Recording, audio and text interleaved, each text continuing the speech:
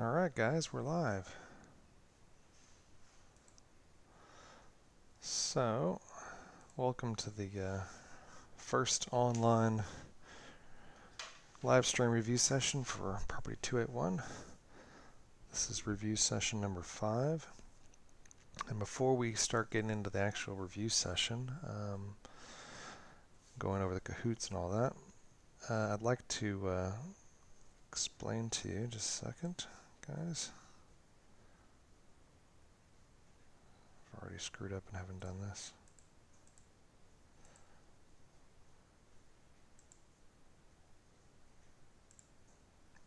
Go ahead and do a little recording while we're going. Alright, welcome again. This is review session number 5 for Property 281, the first live stream that we're doing. What I'd like to start off with today is go over your assignment real quick. So I've posted just yesterday the instructions for assignment number 2. So I'm just going to go to those here. This is in Canvas. And I'm just going to expand the assignment instructions. Okay. All of you guys can read. I'm not going to read this for you. But just high level, I played around. I mentioned this to you in class, that maybe the assignment might be looking at a property file, maybe a commercial building, something like that. I toyed around with that idea and I went away from it. I wanted to get something that was a bit more practical, something that you could do at home, especially given the lockdowns and all that we've had to deal with this semester. And where I ended up with is doing something that relates to the healthy homes kind of standards, which is new legislation. And there's one element of it that is coming into play on July 1st of 2021, and that is the heating standard. Landlords across the country are really got all their fingers and toes crossed that Labor doesn't win the election because most likely the National Party will remove the heating standard or kick it out into time, or who knows what they're going to do. If Labor wins or some coalition with Labor, then most likely this thing's going to actually come to pass. And then all the landlords in the country are going to freak out and rush off and probably have to get heat pumps installed. So that's kind of the core of the assignment, is that scenario. So essentially, regardless of your actual living situation, for the purpose of this assignment, you are going to be living in a tenanted property. Whatever home you're in at the time of doing the assignment, that's going to be the tenanted property, whether you're a tenant or whether you own the property or whether you are living with your parents or whatever it is. In the Property 281 land, you are going to be the tenant of that property that you live at. And that property will, I imagine, have some kind of living room. If you don't have a living room, then you might need to email me and tell me, well, I live in a studio, or I simply don't have something that I could call a living room, and then we'll figure it out. But assuming you have a living room, that's going to be the space that you're going to analyze. I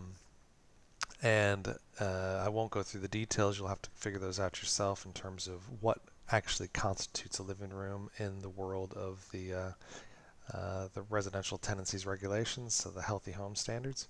There is definitions of what is a living room, and it's not just the living room with a TV and a couch. It could be much bigger, and I'll give you an example of the work that I did for my own home. And my living room is both the living room, the dining room, and the kitchen, because they all flow together, plus the stair, plus the hallway upstairs. Technically, it could get complicated, but that's the joy of you going through this assignment and figuring out in your situation, what is a living room? And at the end of the day, what size heat pump can satisfy the heating standard of the new regulations? That's essentially what you're trying to achieve. And along the way, you're going to learn a few things. The whole concept of this assignment is that it's practical, and it's something that you could use if you are a tenant. I've actually gotten quotes recently for a property that I'm associated with that needs a heat pump, and the person that I talked to was explaining that some tenants are really savvy and sly, and they're actually looking for properties that do not meet the standards, whether it's insulation or the fixed heating standards, and they will actually catch out landlords potentially and maybe get some free rent. Who knows what they might be able to get out of it. So anyway, if you're one of those people, if you're so inclined, knowing these heating standards and knowing the fact that so much housing stock does not meet them at all right now, the regulations aren't in play, and most likely there's going to be people who are head in the sand or just ignorant and will not be meeting the regulations. And if you sign a lease from July 1st next year, and your property does not meet the regulations, bad things can happen to the landlord, and potentially good things can happen to the tenant. So knowing what the regulations are and how you could meet them is probably not a bad thing to know. So anyway, if you have a situation, as I explained here, where you're flatting and your flatmates happen to be taking the same course at the same time, you can't do the same living room together. Okay, so you have to have a unique space for you. So if your situation is that somebody else in the class has the same property, you need to let me know, and maybe one of you will do a bedroom, or we'll figure it out. Okay, but you cannot do the same space. It's just not allowed. If your property has any kind of fixed heating appliance, so if you have a wood burner, if you have an existing heat pump, if you have any kind of panel, electric heating panel that's fixed to the wall, although all of those things would count towards meeting this standard, for the purpose of this assignment, those things just got vaporized. I just deleted them. They're gone. They don't exist. So you have to assume that you do not have any fixed heating appliance whatsoever. You're starting from scratch. That makes it a little bit more even playing field across all of the students. So that has to be an assumption that you're going to use. All right, as I mentioned, adjacent rooms can get a little bit complicated. I won't go into the details. You'll be able to read that when you're doing the actual assessment using the online assessment tool. It will walk you through it. I'll have a quick peek at it, but we won't get into the detail right now.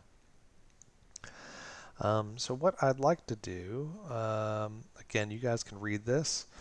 You have a fictitious landlord named Mr. Goodman. Okay, you're trying to help him. He's going to help you by giving you 1 week's free rent in exchange for you putting together a report for him. And the report is aimed at trying to help Mr. Goodman size a heat pump, figure out what the requirements are to meet the standard, and you're going to help him say, well, how much is this thing going to cost? Here's some varieties on the market right now in terms of heat pump solutions. Here's some installers. Here's some basic indicative pricing. And your suggestion is to go with blah, that one. Okay, that's what your report's all about. So I'm just going to boogie on over to this. Let's see if is that going to work. Okay, so here is a key site on tenancy services talking about the healthy home standards. And one thing on this site that you're going to see is, let's see, heating standard. Okay, there's the heating assessment tool, right? So I'm just going to click on that. All right. So here's a tool. It's not the simplest thing to use. It's a little bit clunky. There are some guides that you should look at before you get going, but I'm just going to bypass that with you guys now and click on Start. Now, a few things as you get going, and so designing this assignment, I'm going to try to head off questions. And I know even doing this video, I'm going to get some questions thrown at me. That's cool. I'm here to help.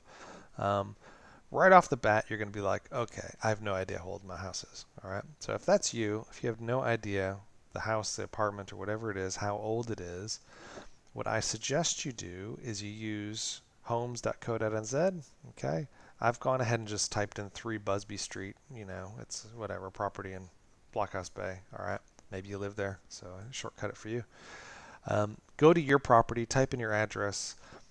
Whether it's an apartment or a house, you should be able to locate it in here. If you have trouble, you cannot find any information on your place, shoot me an email and I'll dig it out. I have other records I could go ahead and find out about stuff. But if you do come up on homes.co.nz, just click on View Council Records, and over here you'll see the decade built. So in this case, in this property, if that's you, 1940. All right, that's where you're going to look for it. So you go back to the here, and it's going to give you some options. Okay, the reason why they do that is they realize that a lot of people have no clue, have no earthly idea um, how much insulation. This isn't about when the home was built, but it's how much insulation you have. Okay, that's a very important starting point in this tool, this online tool, to calculate what size heat pump you might need, because the more insulation, the other kind of situation of that house will influence the size of heat pump you're going to need. So, like in this case, it's 1977 earlier because it was built in the 40s. All right.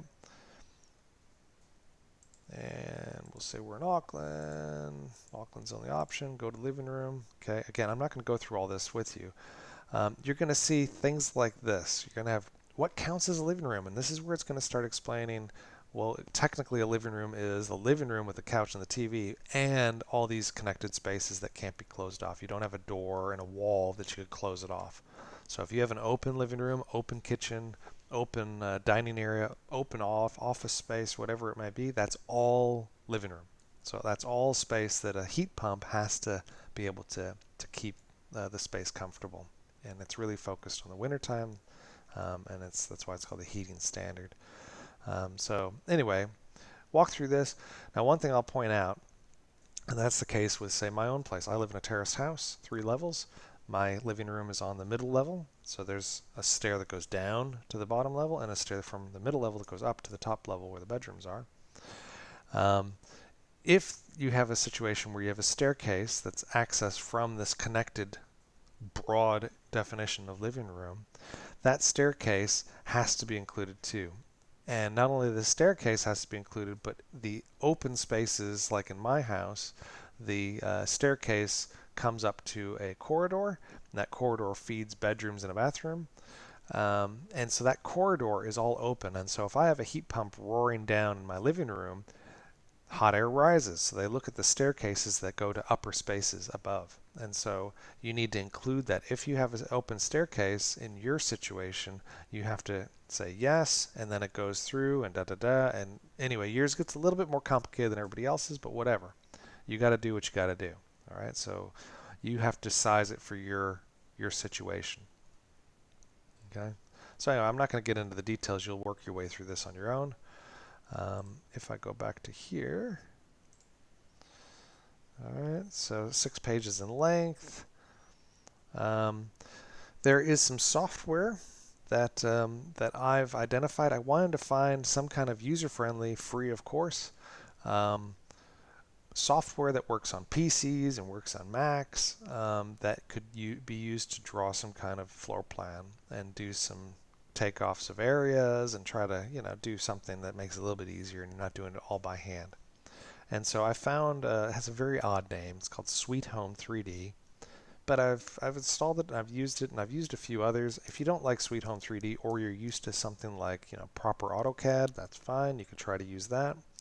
Or there's things like LibreCAD, which is a free one, or SketchUp was a popular one that Google used to do, and they dropped it, but it still exists, and there's free versions of it. Usually the free ones are kind of stripped down, just like the Sweet Home 3D. They don't have all the bells and whistles, but they do the job. Yeah. So I'm suggesting that you use Sweet Home 3D, and that's what I've used, and I'll give you some examples of things I've produced. Well, you've already seen them if you looked at the assignment instructions. And so I'll go ahead and just give you a little peek at the software that I'm suggesting you use. Okay, so I have it open here, and this is my middle level of my terraced house. Okay, I'm actually sitting here at the dining table. Yeah, that's living room, dining. So this all for me is the living room for me, because there's no doors and walls separating these spaces, and they all flow together. And then the other complication for me is I have this stair, open stair, and I have upstairs there's a corridor. If I were to do the full assignment, I would have to include all of that kind of stuff in the tool, in that online tool. And so will you if you have a similar situation. Okay, if you don't have an open stair, it's a little bit simpler, but whatever.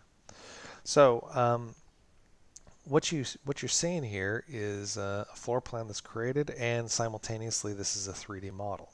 So these little boxes here, those are my chairs, that's my couch, there's little TV unit, stuff like that, okay? All these little things you'll see over on this pane over here. You'll see furniture that you could plop in, yeah? So let's just look at our TV, yeah? Oops, I gotta click on it here. So there's our little TV. I could right click on that and I could say things like modify furniture, all right? So you could give it a name, yeah, you could do whatever. You could either display it in the plan or not. If you click not, it doesn't show up in the floor plan, but it does show up in your 3D model. You could change the size of it, so you can manipulate the size. You could change how it looks when it renders. One important thing is the elevation. So like everything, when you insert it into this little model, we'll put it on the floor, okay? And so the elevation will be 0, straight on the floor. If you want your television to be sitting up on top of that piece of furniture, well, you need to know the height of the furniture and then set your elevation to the same, so that way it's sitting on top. Okay, so that's an important thing to kind of remember, is all these things are just blocks of information, and they're sitting. They're a certain size, certain color. You could change the color if you want. So you can manipulate all these things, all right, and place them where you want. In addition, on this floor plan, you see things like dimensions. Okay, so you could add dimensions. And I'm not going to go through all of this because I've given you in an appendix of your assignment instructions a very helpful playlist, a link to a playlist of YouTube-based tutorials. And so some helpful person out there has gone through and has done a series of tutorials. Now, with a lot of things on YouTube and the internet in general, it's US focused, US based. It drives me crazy, even though I grew up in feet and inches and all that jazz. I don't really comprehend it anymore. I'm so much more used to the metric system. One thing you'll want to do is you'll want to make sure, and I think the producers of this open source software also are US based, so the default is probably going to be feet and inches. If you go to preferences, where I just showed you, just put the units to millimeter or centimeter. You could do meter, but I would probably do one of those. I'm more comfortable with centimeters. A little bit junk here, it's okay. But you'll want to change that and then produce your floor plan, and simultaneously you could see the 3D, whatever you're doing here will show up here. Yeah, and between the two of them, it can kind of help you understand what's going on. You'll see this little guy. Yeah, that's the perspective, so I can move him around. Yeah, I could go over here. I could kind of rotate my view, look that way, look at my kitchen. Oh, how pretty. Yeah. So anyway, again, there's a whole series of tutorials. I expect you to go through them to kind of get a feel for how to use the software. You're going to be producing your living room. All right, your living room might be simpler than mine. I don't know. It might be more complicated. It is what it is. When you're ready to take, say, a rendering, so like of that view right there, you right click, say create photo, and there's quality kind of in these little statements of how many shadows and all that stuff. If you go all the way to the max, it will take a while, even if you have a really fast computer. The ones that I shared with you as examples is 3/4 of the way. Yeah. So that's kind of what I would suggest that you stick to, about that quality. Yeah, it's really not about the quality of these things. This is just a little bit of have some fun, learn a few things along the way while doing your assignment. Being able to produce floor plans is quite nice, and you could use that for various things in your lustrous careers. Doing 3D modeling, this is hokey, you know, but whatever. It's part of the software, and I figured might as well use it. Yeah, you're doing it anyway by creating this this floor plan. Okay, so I'm going to. What else do I have? I'm just looking at my notes here. That's pretty much it. That'll be the end of my little explanation. I'm not going to say that. Explanation of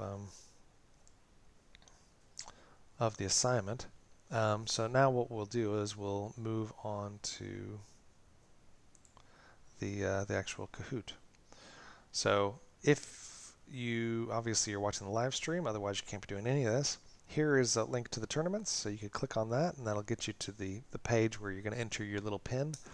I have discussion questions, and I have the 2 tournaments as we normally do, but I'm just going to run these all as tournaments, and I'm going to give chocolates for all of them. So if right now there's only 12 people listening, well, you're all going to be guaranteed, no matter how bad you do. to get chocolates, because I'm going to give 3 bags of chocolates. There's 12 pieces in each bag, and I'll give 1 bag per Kahoot. So we're going to run these things. We'll start off with the discussion questions, and we'll see how many people are actually paying attention. So I'm going to hit teach. And I think that's all good. I'm going to mute that because it's going to drive me crazy. All right, here we go. So again, if you want chocolates, you got to put your UPIs in, guys. You have to put your UPIs, otherwise I'm not going to know who you are. Even if you put your name, I'm not going to hunt around. You got to use your UPIs. Sorry, I know it takes some of the fun away. So the PIN is 715-1306. 715-1306. Okay, so there's clearly some people paying attention and out there. 6, 7. Tell me there's at least 12 of you. If there's only 12, you guys are just guaranteed to get it. One more person? 12, 13. Okay. All right. Not everybody's going to win chocolates. Anyway, your odds look very good right now. Okay.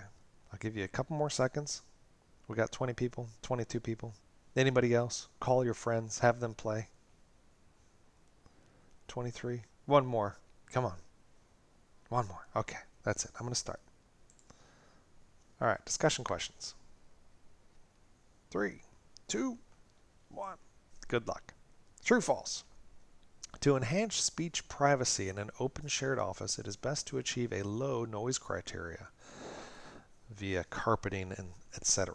So in an open shared office, it is best to achieve a low noise criteria. Is that a true statement or a false statement? Get off to a good start, you guys. Come on. Okay. What the hell? Okay. Let me explain. So good job for you, 18 of you. What the heck? In an open office, noise criteria is kind of, it's a measure of how much ambient or background noise, white noise exists in the space. High noise criteria means you are targeting a lot of background noise. In a shared office, you want to be noisy. You want it actually to have an ambient noise, because otherwise, if you hear a pin drop in an open office, then everybody who picks up a phone and starts talking, everybody's going to be hearing exactly what they're saying. You have no speech privacy. So you want high noise criteria in an open shared office, not low. Yeah, that's why the answer is false. All right, we can improve for sure. Number 2, back-to-back PowerPoints in a wall can enable blank when sound evades the wall's acoustical treatments. Is the vocab word evasion, flanking, reflection, or absorption? What is the vocab word that makes that sentence sound sweet? Back-to-back PowerPoints. Basically an example of what? Oh, this is rough, guys. This is rough. That's okay. That's all right. 5 people. Flanking. All right. So what's happening here is when you have what flanking is you put in all these, you put insulation on the wall, you put insulation on the ceiling, you could put all kinds of sound attenuation blankets, you just go the 9 yards, massive thick door, whatever. But then some idiot puts in 2 PowerPoints back to back, and so that becomes a weak point, and that weak point is referred to as flanking. So the sound can just zip right through those PowerPoints because there's no insulation, there's no sound attenuation measures at that point. Okay, and that's flanking. So that's like in military, the sound is flanking around all your defenses. It's outmaneuvering your defenses. All right, here we go. 3 out of 4. The first plaster coat in a 3-coat system is applied to a blank vocab word, commonly made of expanded metal. So is that a lath, a backup wall, and rigid air barrier, or none of those? It's just a trick question by Mike.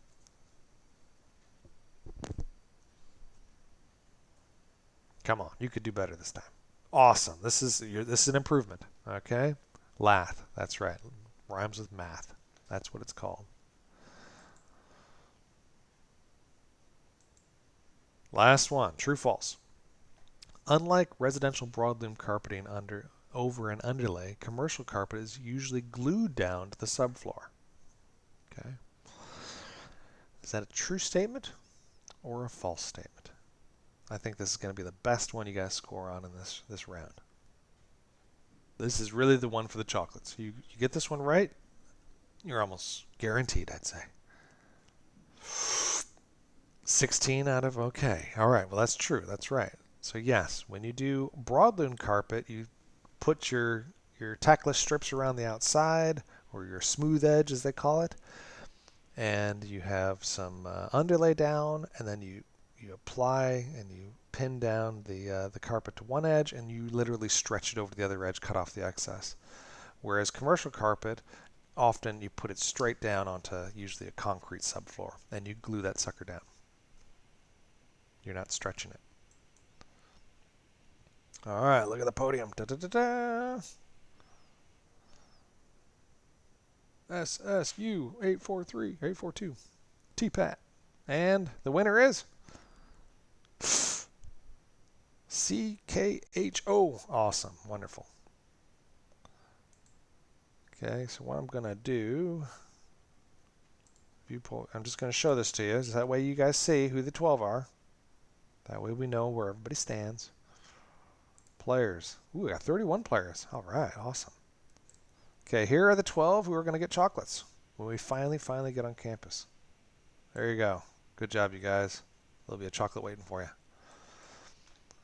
Okay, so I'm just going to go back. Tournament number 1, review session 5, play, teach. Come on, classic. All right, pin coming up. Again, UPIs if you want to get the chocolates, guys. 7740532 is the game pin. Looks like they've added an extra digit to these things. DMAT 400, first on. Oh, now you're flowing in. Okay, there was 31 people last time. Again, new bag of chocolates, each one of these. So keep on coming in. There's no participation marks. Your participation marks are all figured out by you watching videos. This is all playing for chocolates, guys. 20. That's it. 21. I'll give you another second. 3, 2, 1. Okay, I guess that's it. Back again. Tournament number 1. There we go. 3, 2, 1. Oh, the trickier ones. Oh, and it's double points. Smoke/fire is prevented from traveling through the HVAC ductwork by installing fire vocab word. What are those things? Fire whats? What are they called? Let's see how you guys do. A few more seconds. 30 seconds is actually too long for a question like this. 3, 2, 1.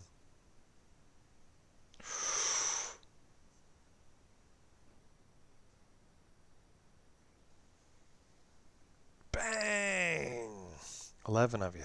Looks like half. That's okay. I'll take that.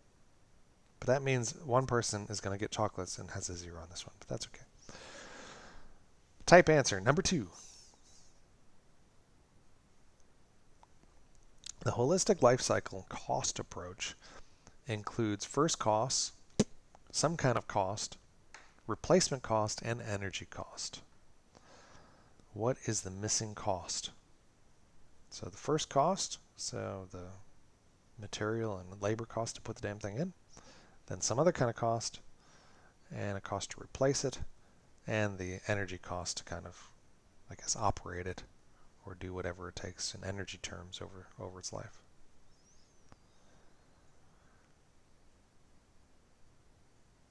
And 10. Okay, we're still batting about 500 here. 50-50, guys. Number 3 out of 4. The ideal combination of material types for creating quality listening conditions, are reflector only, absorber only, reflector over absorber, absorber over reflector.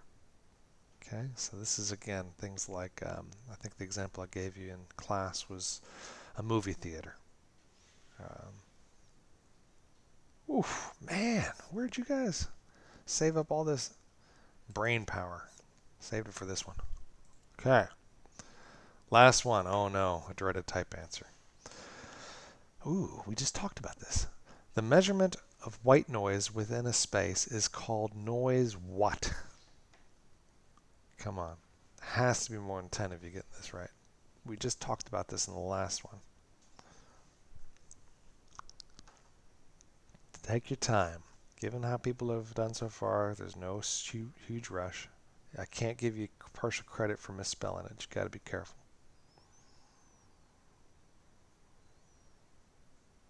Come on. I think 10 is the highest we've had so far.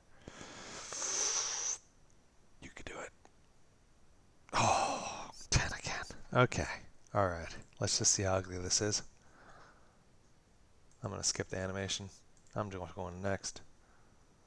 Full report. Yep. Okay, here it is, people, for the chocolates. Oh, I'm down to 21 people now.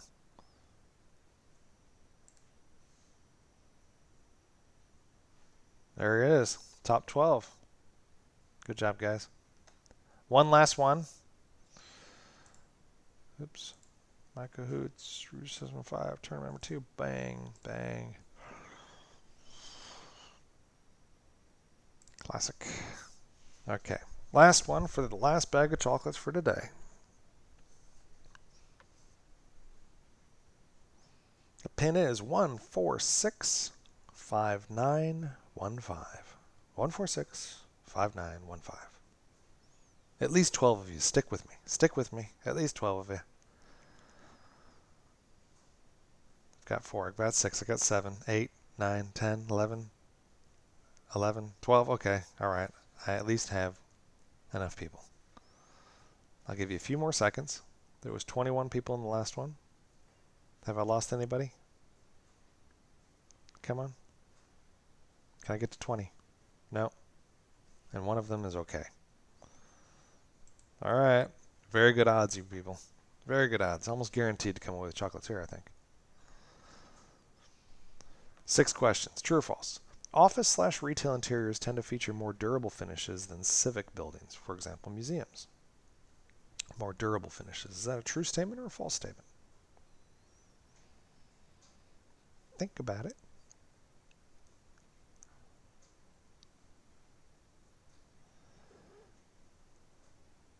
And survey says. Very good. It's the other way around. Civic buildings are far more durable, long-lasting. Type answer. Double the points. In acoustics, blank is the number of pressure difference cycles that occur within 1 second. What the heck is that? What is that vocabulary word? In acoustics, blank is the number of pressure difference cycles that occur within 1 second.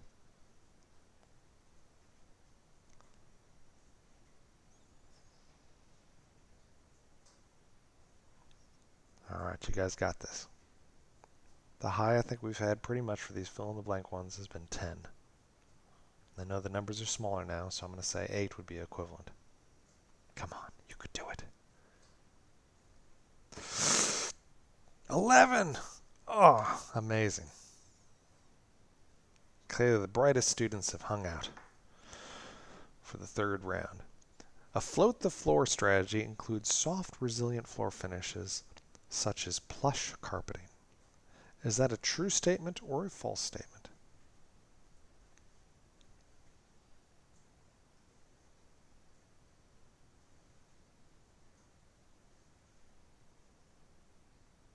Here we go. And, ooh, I knew I'd catch some of you with this one.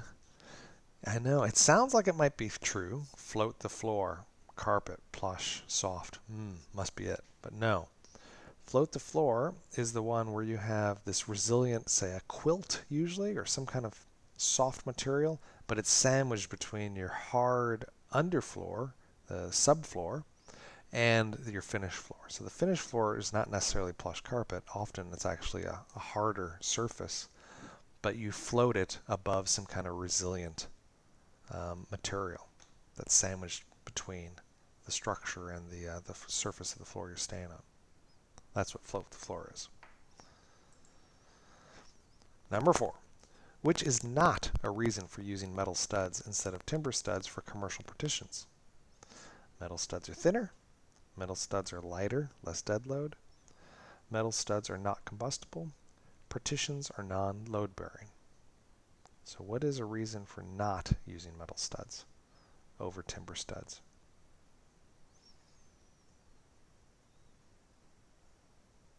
Very good. Oh, excellent job.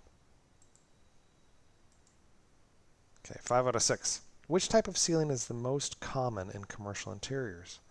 Tightly attached, suspended, exposed, structure and MEP, mechanical and electrical, plumbing.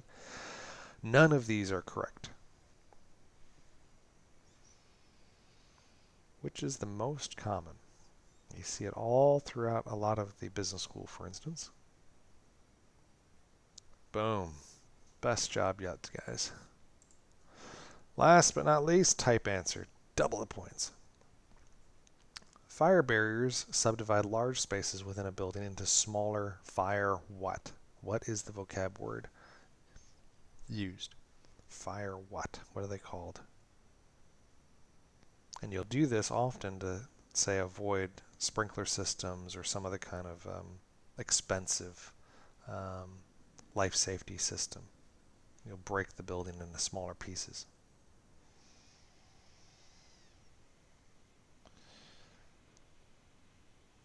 And here it is.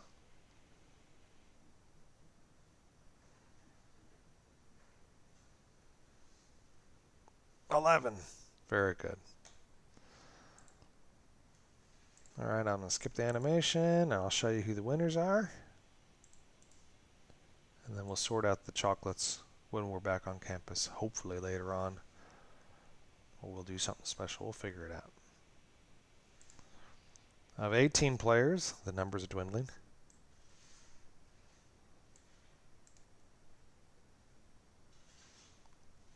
There it is. The list of glory. Sorry for just missing out. All right, guys. It's been good. And I'll talk to you next Friday. See ya.